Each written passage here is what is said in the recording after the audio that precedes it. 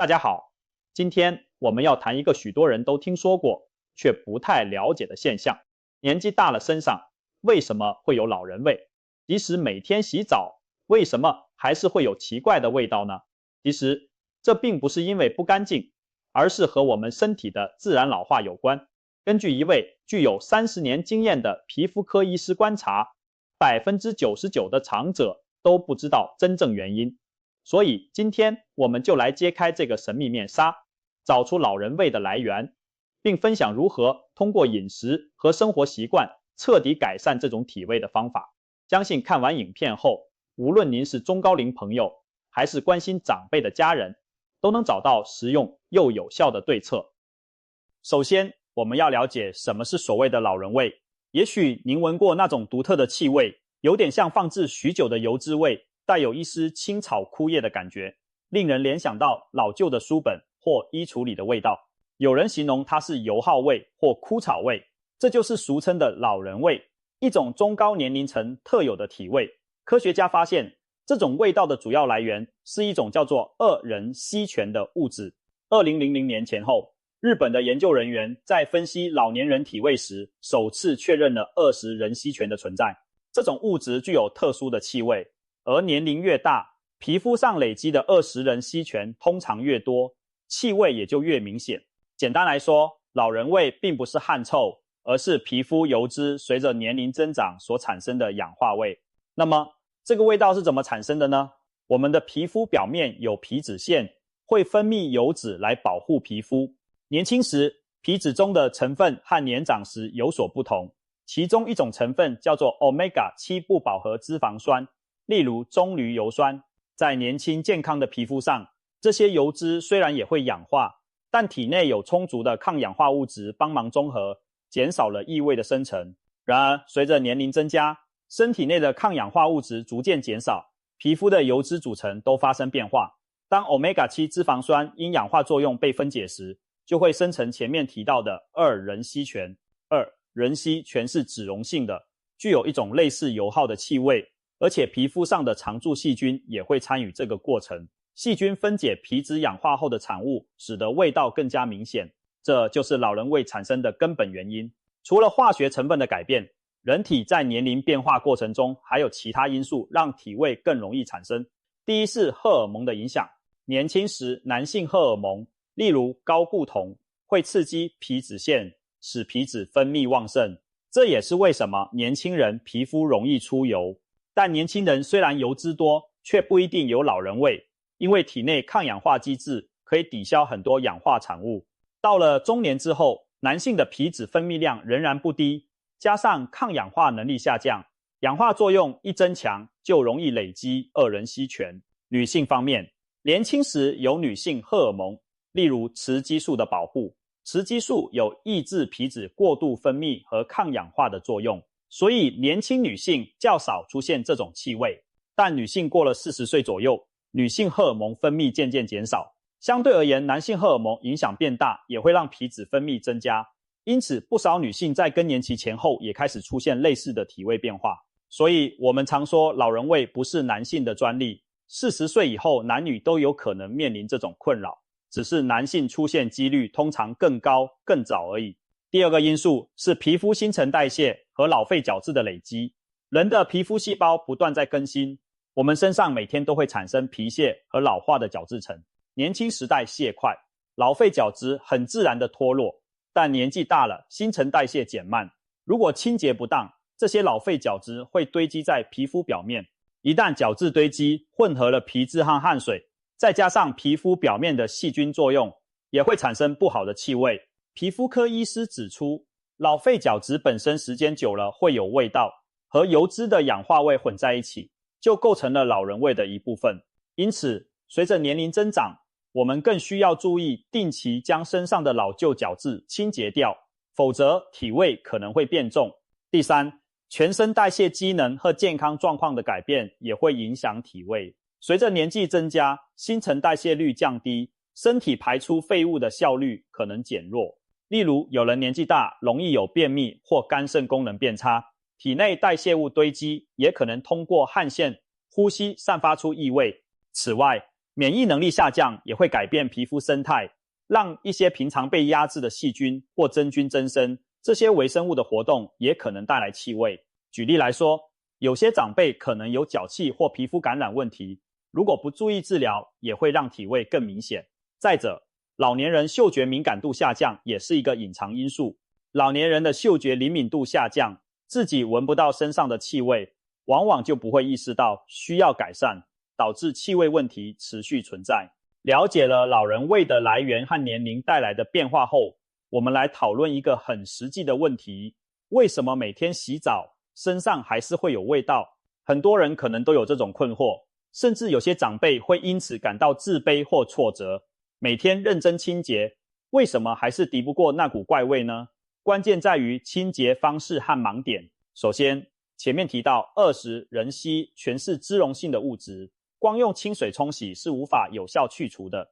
如果洗澡时只用清水冲一冲，或者害怕肥皂刺激皮肤而不用清洁用品，那么皮肤上的油脂其实并没有被洗掉多少。久而久之，这些残留的油脂氧化产物就会累积，气味自然无法消除。曾经有位60多岁的陈伯伯就遇到这种情况，他每天都有洗澡的习惯，但只是用温水冲洗，不使用肥皂，因为他担心肥皂让皮肤干燥痒。后来他的孙子抱怨阿公身上总有一股怪味，他才惊觉问题。皮肤科医师告诉他，光用清水是不够的，一定要使用适合的清洁用品，才能带走皮肤上的油脂和老废角质。另一方面，有些人虽然用了沐浴乳或肥皂，却没有清洗到位。老人味往往集中在皮脂腺特别发达，却不容易清洁干净的部位，比如头皮、耳朵后面、后颈、腋下、胸口、背部等地方。这些地方分泌的油脂多，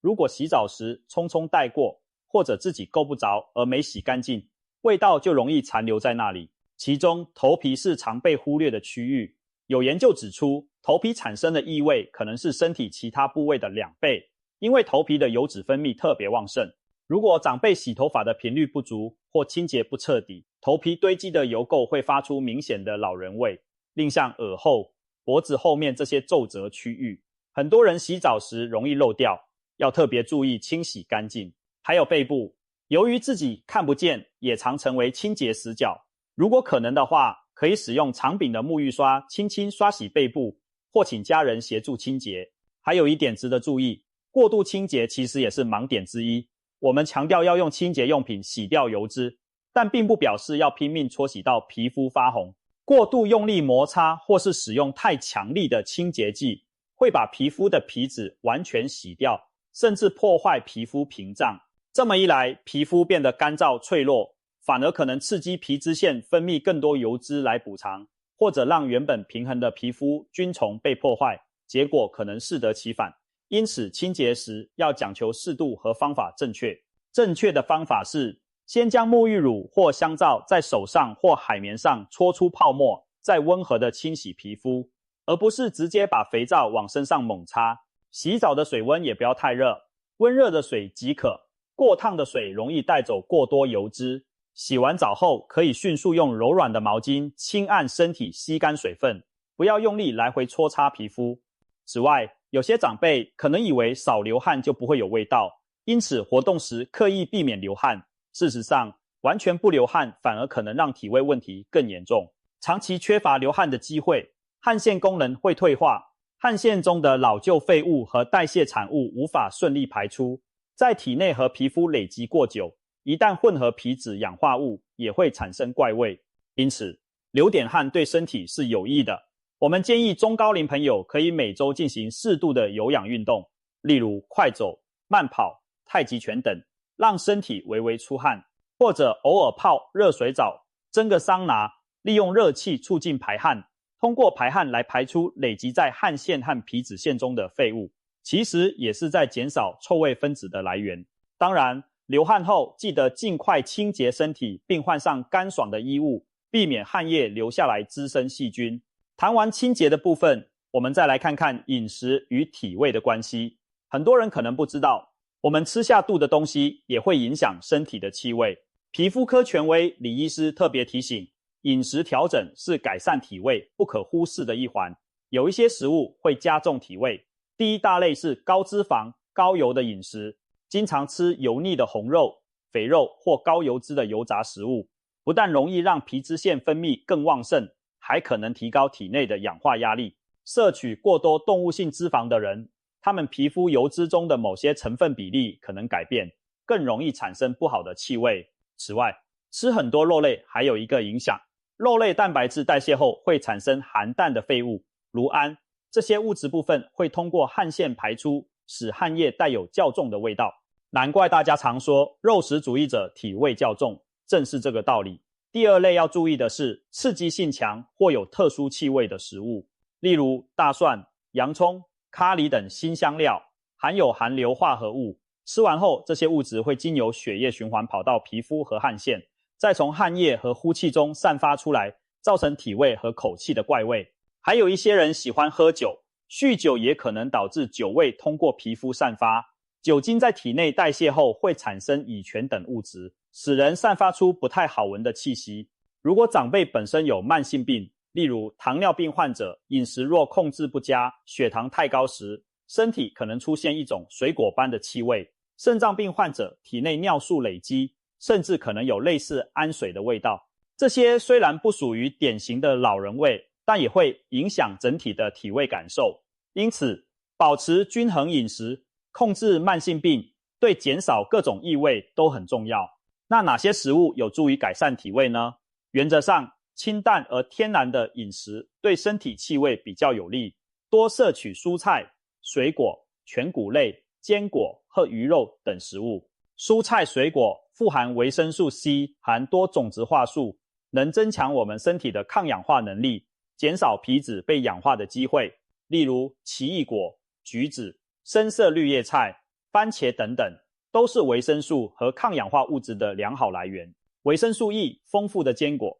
例如杏仁和核桃，也是不错的选择。适量食用可以抗氧化并促进皮肤健康。鱼类和海鲜富含优质蛋白质以及 Omega-3 脂肪酸，相较于红肉，海鲜的脂肪组成对体味的影响较小，而且鱼肉容易消化，不易在体内留下过多代谢废物。除了营养均衡，足够的水分摄取也很关键。李医师强调，每天要喝足够的白开水，才能帮助身体排出毒素和代谢物，维持皮肤和组织的水分平衡。反之，如果总是喝水不足，汗液和尿液会变得浓缩，味道也会比较明显。另外，有一些特别的食物或天然成分被认为对减轻体味有帮助，例如绿茶，含有茶多酚，是强力的抗氧化剂。每天喝一杯绿茶，不仅清爽解渴，茶多酚还能帮助身体对抗自由基，据说对降低老人味也有加分效果。再比如中餐常用的生姜、香菜，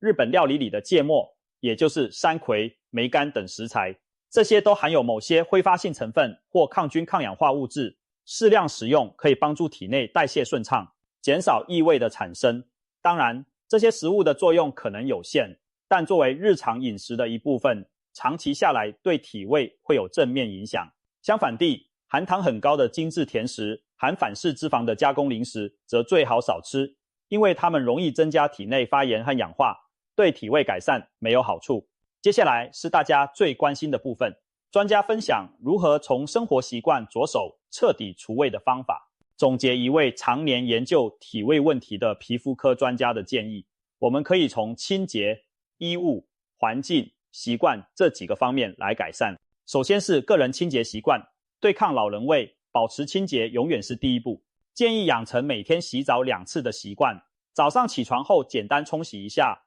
洗去一夜间皮肤分泌的油脂，晚上睡前再彻底洗澡，尤其清洁好一天中累积的汗水和皮脂。洗澡时用温和的弱酸性沐浴乳或香皂，不要只用清水。弱酸性的清洁品较接近皮肤的 pH 值，能有效洗去多余油脂，同时减少对皮肤的刺激。如果皮肤较干，可以选择含保湿成分的沐浴乳。对于容易有味道的部位，像头皮、耳后、颈部、腋下、胸背等，要特别加强，但依然以温和方式洗净。洗头的频率也很重要，最好隔天或每天洗一次头发，使用适合自己发质的洗发精，把头皮的皮脂清理干净。很多长者因为头发少就忽略洗头，但其实头皮更需要保持洁净干爽。洗完澡和洗头后一定要擦干身体和头发，避免潮湿。皮肤皱褶的地方，例如腹股沟、腋下这些皮肤折叠处，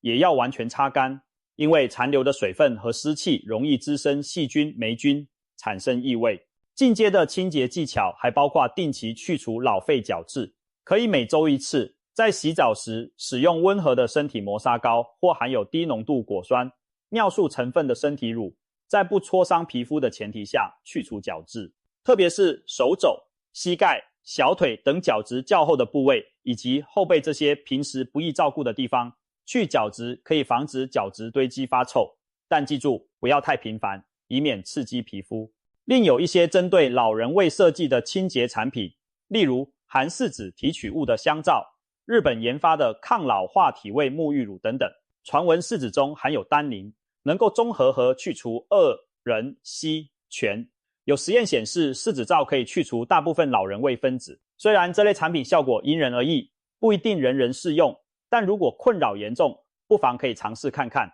无论如何，清洁的重点在于持之以恒，且方法正确，这是减少体味的基础。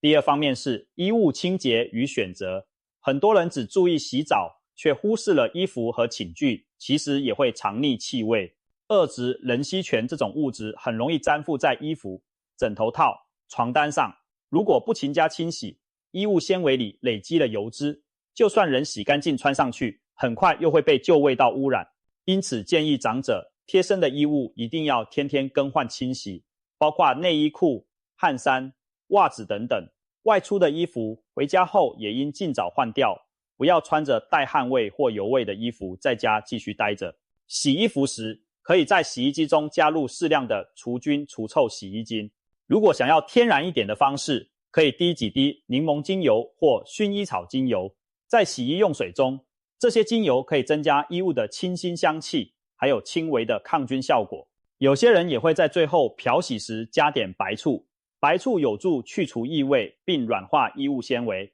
洗好的衣服最好拿到太阳底下晒干，阳光是最好的天然消毒剂，紫外线可以杀死附着的细菌，同时阳光的味道也让衣服闻起来特别清爽。如果无法日晒，至少也要在通风处完全晾干，不要潮潮地就收起来。除了衣服、床单、被罩、枕套等寝具也要定期清洗，1周至少换洗1次床单和枕套。如果夜间容易流汗的人，可以更频繁一些。很多老人味其实是从卧室传出，因为人在睡觉时，皮肤分泌的油脂、汗水会渗入枕头、床垫，建议使用可拆洗的枕头套、床垫套，或者加一层防水又透气的保洁垫，避免汗液渗入床垫难以清洗。像现在有一些专为长者设计的防水防螨床垫保护垫，不但防止人体排出的汗液皮屑进入床垫，还能减少尘螨及异味的滋生。有条件的家庭不妨考虑使用，定期清洁更换，保持卧室卫生。第三方面是居住环境的通风与清洁。如果房间长期门窗紧闭，空气不流通，再微小的气味都会积聚变浓，所以每天都应该定时开窗通风，让新鲜空气进来，把屋内的异味带出去。哪怕冬天也可以选择正午暖和的时候通风几十分钟。除了自然通风，也可以使用换气扇或空气清净机辅助循环空气。然后就是环境的整洁，房间里长期累积的灰尘、霉菌也会产生怪味，因此每周至少要打扫房间，清理地板、角落的灰尘。如果墙壁或天花板有霉点，要及时除霉，因为霉味也是老人味的一部分。使用稀释的漂白水或专用除霉剂擦拭发霉处，可以去除霉味。家中老旧的家具、地毯、窗帘等布制品也可能藏臭味，如果发现有异味又难以清洗，考虑更换新的或彻底清洁。例如窗帘可以拆下来清洗或送干洗，每隔几个月洗一次。沙发垫、靠垫可以拿到太阳下晾晒去味。室内还可以摆放一些天然的除味吸附用品，例如活性炭包、竹炭或小苏打粉放置在角落，帮助吸收异味和湿气。简单的降低室内湿度也很重要，建议使用除湿机或空调的除湿模式，保持环境干爽，因为干燥的空气比较不容易滋生细菌、霉菌，异味也不易发生。良好的居家空气品质对减轻人体的异味感受相当有帮助。第4方面是整体生活习惯和保健，这部分比较全面，包含了饮食、运动、作息等我们前面陆续提到的点。要真正从根本改善体味，必须调整生活方式。先说饮食习惯，养成清淡均衡的饮食，不暴饮暴食，不吃过多难消化的东西，保持肠胃健康。很多长辈随着年纪增长，味觉可能退化，喜欢吃味道重的食物，或者偏好油炸香口的菜色。但是为了健康和减少异味，还是得节制，多吃蔬菜水果和喝水，这句嘱咐永远不会错。然后谈规律运动，前面提到运动能帮助排汗排毒，也能控制体重。肥胖的人通常体味会比较明显，因为皮下脂肪多，出汗也多，皮肤褶皱处容易藏污纳垢，所以保持适当的体重和活动量，不仅让身体代谢旺盛，也减少体味死角。再来，充足睡眠和减压也不能忽视。压力大，睡眠不足会让内分泌失调，可能导致皮脂分泌变多或汗腺功能异常，长期下来对体味有负面影响。许多更年期或老年人在压力状态下，可能感觉出汗更多，味道更重，这其实和自律神经紧绷有关。可以通过练习深呼吸、静坐冥想、培养兴趣等方式来调节情绪，放松身心。心情放轻松了，身体的代谢和免疫都会比较平衡，有助于减少异味。在日常生活中，还有一些小秘诀也值得一试。例如，有些人喜欢使用天然的精油作为体香剂，像茶树油、迷迭香油和薄荷油等，滴1-2滴在洗澡水里或护肤乳液中，为身体增添清新的香气。精油本身具备抗菌抗氧化作用，一举两得。不过要注意，有些精油可能刺激皮肤，使用前先稀释并测试。市面上也有一些体香喷雾专为中高龄设计，可以喷在身体出汗多的地方，抑制细菌生长，来减少气味产生。如果使用这类产品，记住一点，先做好清洁再使用，千万别企图用香水或体香剂直接盖住没洗的臭味，那样只会混合出更加奇怪的味道。正如专家打趣地说，车子如果没洗干净就打蜡，只会又脏又臭，所以一定要在身体干净的状态下再喷些香氛，效果才最佳。最后，我们来破解几个关于老人味的迷思，